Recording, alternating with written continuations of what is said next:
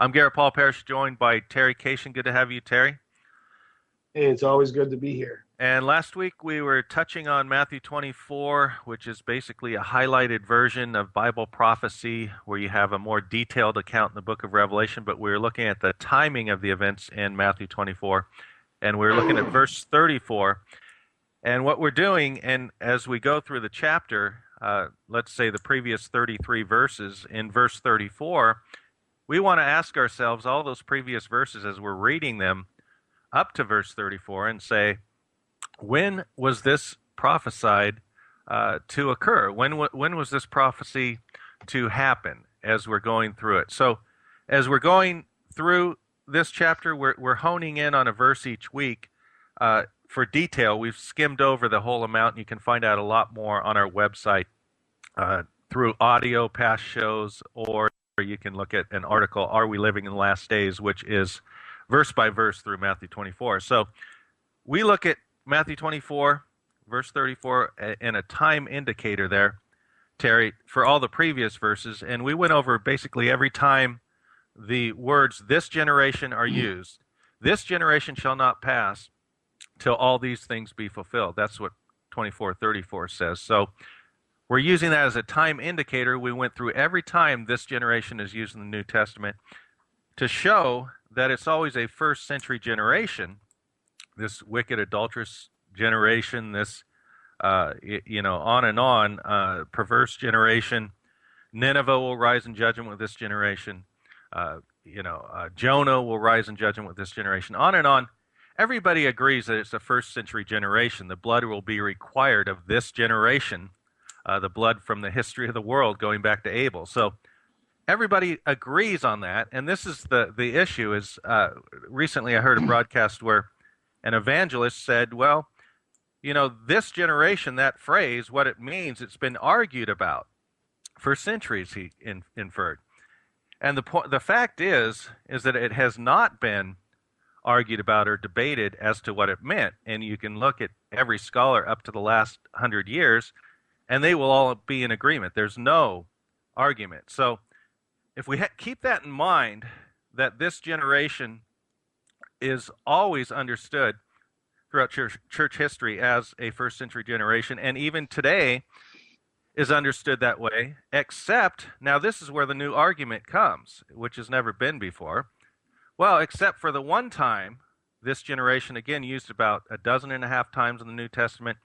Well, it means a future distant generation, not a first century generation. In the Olivet Discourse, the one time there, it means something different. So very inconsistent there with this interpretation, and we're going to challenge that today with the events of this chapter. But Terry, one of the other things we always get to is we make it so airtight that the listener usually will say, well, okay, you're right, but there's a double fulfillment.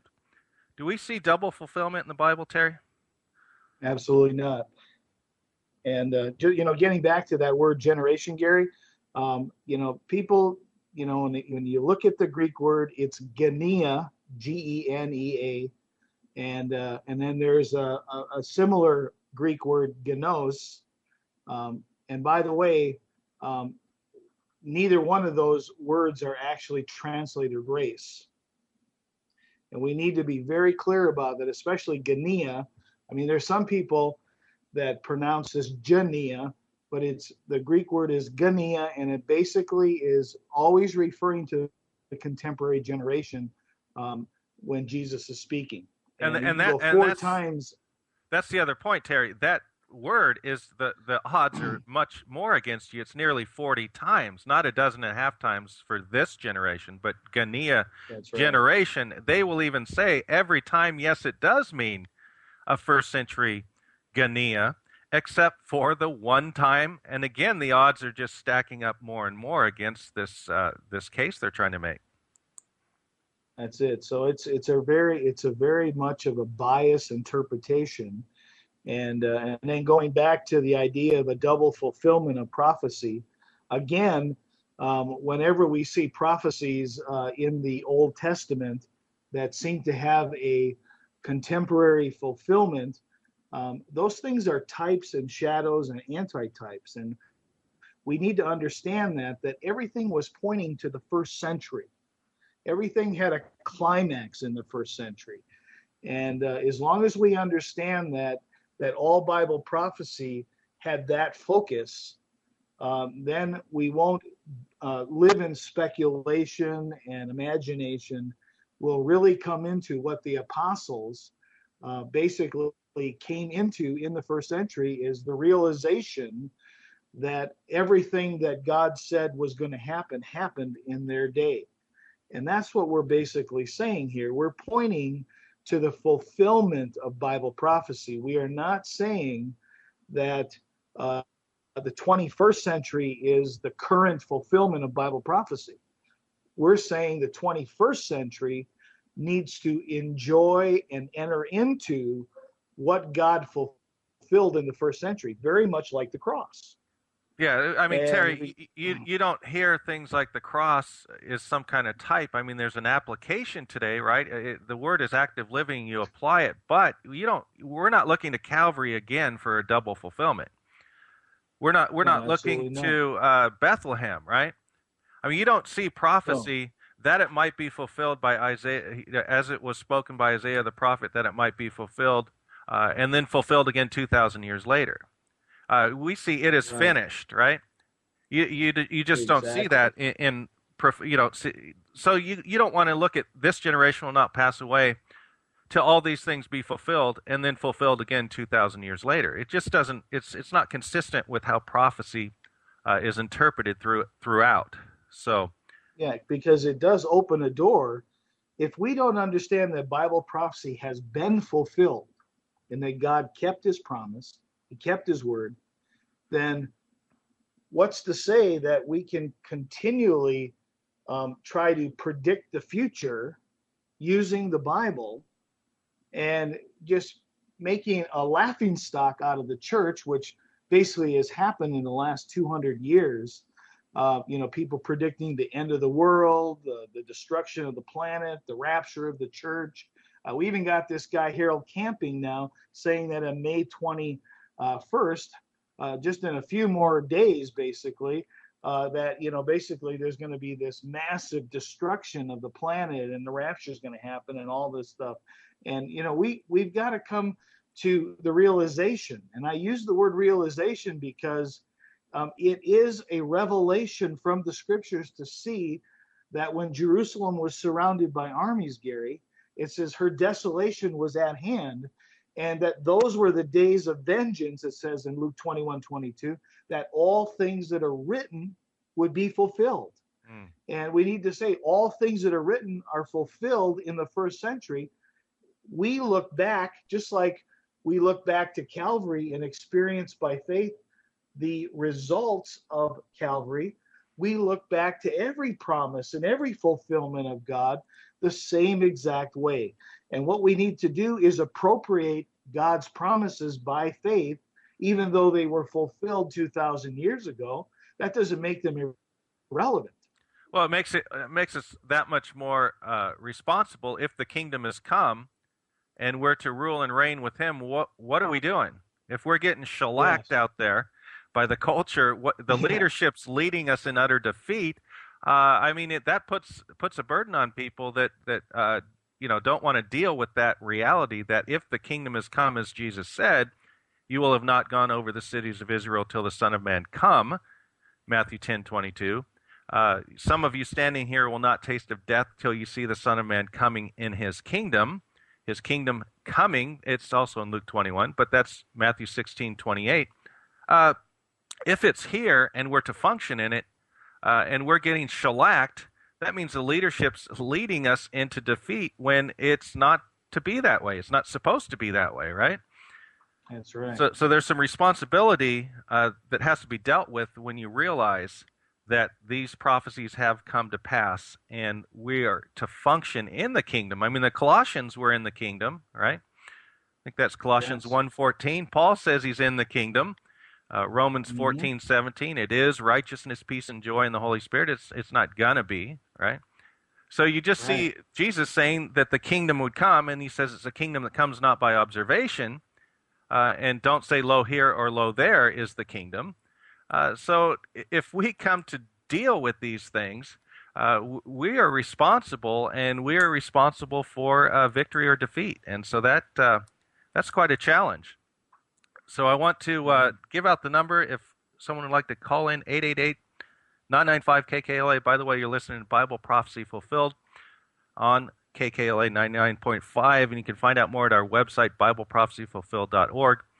And let you know that we are answering your emails. We take our time. We're not going to give you quick sound bites, but we are working on them, and we answer every email, unlike our opponents who will not answer us. So that's where we're at with that, and we want to look in this passage of Matthew 24, see when these events occurred, and we're going to hone in on verse 28 today, and we're going to tackle the subject of left behind. Tim LaHaye's sold 65 million copies of Left Behind. And so we're going to look at that very phrase and what it means in the Bible. So again, verse 28, for wheresoever the carcass is, there will the eagles be gathered together. Now verse 28 comes, of course, I did get a degree. I have a college degree. I understand that verse 28 comes before verse 34. So verse 34 tells you when verse 28 would be fulfilled. For wherever the carcass is, there will the eagles be gathered. Now, Terry, what's the cross-reference to this verse? It's in Luke 17, and this is why so many people divide the chapter 24 of Matthew 24, and try to make it, well, yeah, the first part is for the first century, and then the second part is for, from 35 on is basically for our present day. And, but when you get into Luke 17, you have some problems. Yes. Yes, you have some problems because, some of the things that are in 35 all the way to the end of Matthew 24 are actually located at the same time of the first part of Matthew 24. So this is, it's really not going to work when you try to do these things. Right. But one of the things that in Luke's, especially in Luke 17, when you look at the verses where it talks about, which is verse 37 in Luke 17, but if you go prior to that, it's basically talking about the coming of the Lord as it was in the days of Noah, and the coming of the Lord as it was in the days of Lot.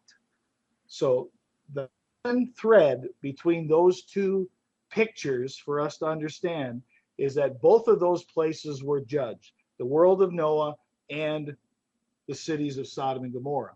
So we know that it's referring to the judgment, the destruction that it's talking about. And then as you go into chapter 17 and beginning around verse 34, Gary, it says, I tell you, in that night there shall be two men in one bed. The one shall be taken and the other shall be left. Two women shall be grinding together. The one shall be taken, the other left. Two men shall be in the field. The one shall be taken, the other left. And they answered and said unto him, Where, Lord? And he said unto them, Wheresoever the carcass is, or the body is, thither will the vultures or eagles be gathered together. Yeah, eagles is the right word, right? Sure.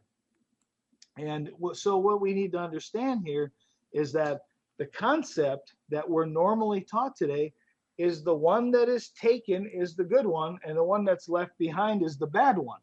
Right. So we need to just really look at this, because the question is, where will they be taken?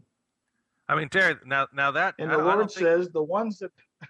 You don't need to be a Greek scholar there. This is simple English, right? Just simple English. It says, where